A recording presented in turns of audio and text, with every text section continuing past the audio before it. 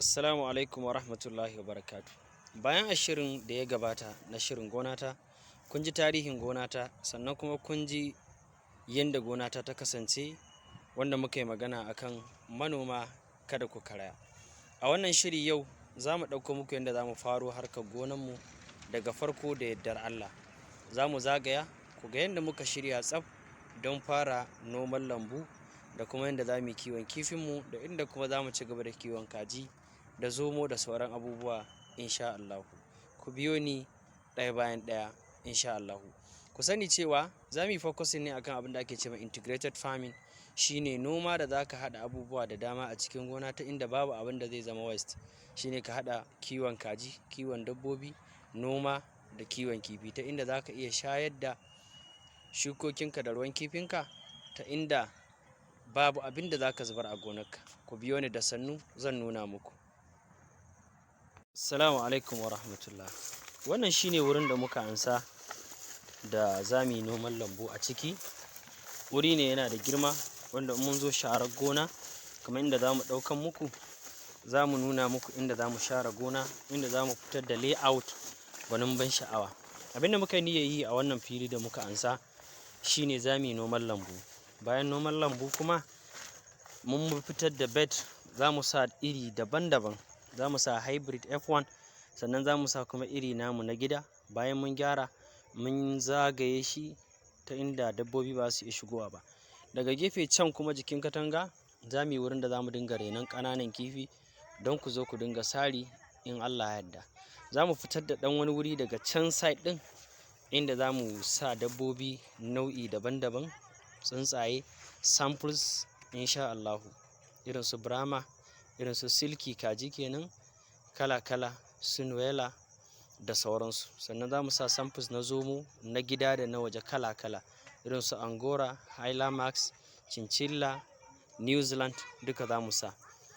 Wannan shine wurin da za mu yi noman lambu. Yanzu zan je ku ga inda za mu yi kuma kiwon kifi da kalar kiwon kifin da muke so mu yi insha Allah. Wannan shine rami na farko da kuke gani, an ɗan fara cire ciyayin gefen shi wanda za mu yi kiwon kifi a ciki. Muna da ramuka manya-manya a nan guda uku.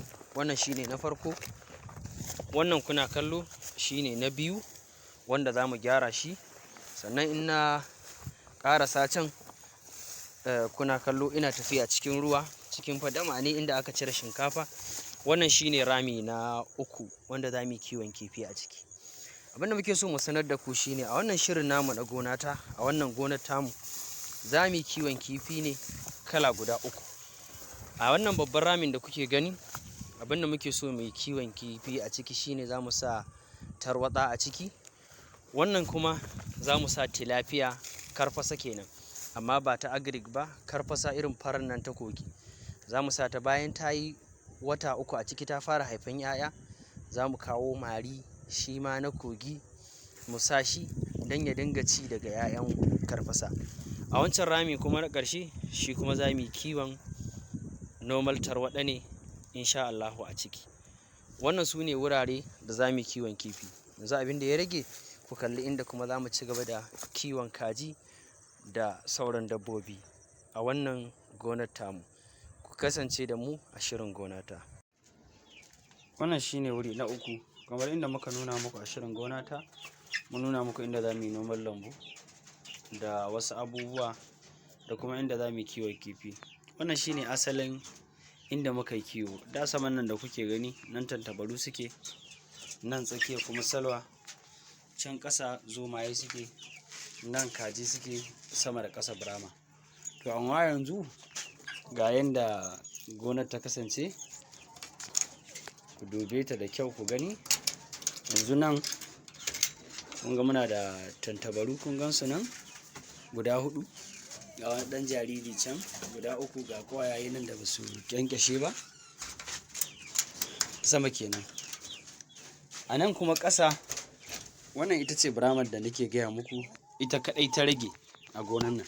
Sai wannan yan nuwailan da ba su wuce wata ɗaya a duniya ba, kun gan su nan guda hudu suna fitowa. Su ne abin da suka rage a gonanmu. Sannan nan inda zan buɗe muku shine zomayen mu suke. Kun ga waɗannan su ne farkon gona kuma ga su nan. To insha Allahu a shiri na gaba za ku ga yadda za mu gyara wurin nan mu kawo sababbin dabbobi da sauran wuraren da muka yi muku magana.